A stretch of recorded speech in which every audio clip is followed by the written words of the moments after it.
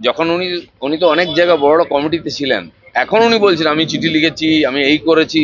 ঘন্টা হয়েছে এটা কি চিঠি লিখে? সুখেন্দ্রবাবু আজকাল বলছেন সারা জীবন ওদের সেবা করেছেন এই চোরেদেরকে।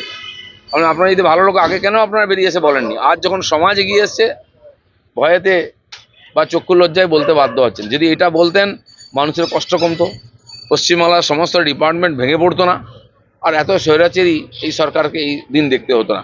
যাই হোক, যখন জেগেছে তখনই সকাল, তো সেই জন্য তারা জেগেছেন। আমার মনে হয় মানুষ যেভাবে ইস্যুকে নিয়ে নিয়েছে আরও অনেককে জাগতে হবে। আমি একটা আপিল করব, জুনিয়র ডাক্তারদেরকে বলবো, যে দুর্ঘটনা ঘটেছে তাতে সন্দীপ ঘোষ একা নয়, তার সঙ্গে আরও অনেক লোক আছে, অনেক জুনিয়র ডাক্তারও যুক্ত আছেন। আর আমার মনে হয় জুনিয়র ডাক্তাররা আন্দোলন করছেন, তারা ওদের সঙ্গেও আছে এবং তারা জানেন কারা। এখন ভয় সংকোচ নাই।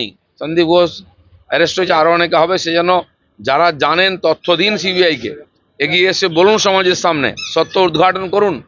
সারা পশ্চিমবাংলায় বিভিন্ন সংস্থায়, college, university, medical college, hospital, সব জায়গায় এই ধরনের দুর্নীতি চলছে, কাটমানি, ভয়ের পরিবেশ।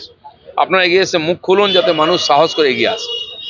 কমপক্ষে সাহস করে ওরা পদত্যাগ চেয়েছেন। আমরা তো যেখানে পৌঁছেছি সবাইকে ওখানেই আসতে, মমতা ব্যানার্জি পদত্যাগ চাইতে হবে, কারণ তিনি হচ্ছেন মক্ষী রানী। এর সমস্ত অপরাধের মূলে তিনি, প্রত্যেকটি লোককে জানতেন। এত গাদা গাদা কমপ্লেন যে সিনিয়র ডক্টর বারবার বলছেন 23 সাল থেকে অভিযোগ জানিয়ে আসছেন সব জায়গায়, সে তথ্যের ভিত্তিতে কিচ্ছু করেননি কেন?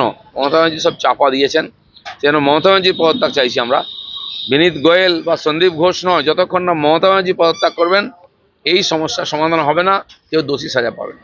সন্দীপ ঘোষ অ্যারেস্ট হবে সবাই জানতো, সময়ের অপেক্ষা ছিল, হয়েছে। এবং তার সঙ্গপাঙ্গরা এক একজনের চরিত্র সম্বন্ধে যা কথা শোনা যাচ্ছে, তারা এক একজন মহাপুরুষের পর্যায়ে। মমতা ব্যানার্জি এই ধরনের সমাজের নিকৃষ্ট স্তরের লোকেদেরকে সবচেয়ে উঁচু জায়গায় বসিয়ে দিয়েছে, জেনে উৎপাত। কিন্তু যে আন্দোলন চলছে, বিশেষ করে কালকে জুনিয়র ডাক্তাররা যে ধরনের আন্দোলন করেছেন তাদেরকে স্যালুট করতে হয়। রাত অবধি বসে থেকেছেন যে জিদ নিয়ে তারা।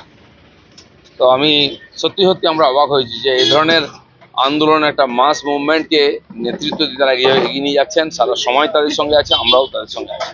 কালকে বিজেপিও সমস্ত জেলাতে ডিএম অফিস ঘেরাও করে আন্দোলন করেছে। সার্বিকভাবে যেটা আমরা ভেবেছিলাম যে দুর্গাপূজার দিকে গেলে কমে যাবে আন্দোলনের বেগ, কিন্তু দিনকে দিন বাড়ছে। আর মমতা ব্যানার্জি পেছন দিকে সরছেন।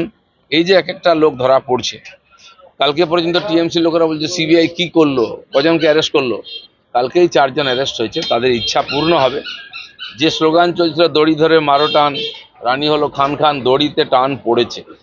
সময়ের অপেক্ষা করুন, এই সরকারটাই খান খান হবে। কারণ যত দিন যাচ্ছে তত ভয় পাচ্ছে, তত বেশি মানে অমানবিক ব্যবহার করছে তাদের এমএলএরা, এমপিরা, নেতারা। যে ধরনের কমেন্ট করছেন, কোনো ভদ্র সমাজে এটা হতে পারে না। মহিলাদের প্রতি, পীড়িতার প্রতি, আন্দোলনকারীদের প্রতি এরা কি চাইছেন?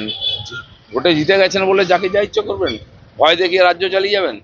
বাংলা খবর, আপনার রাজনীতি, আপনার আওয়াজ।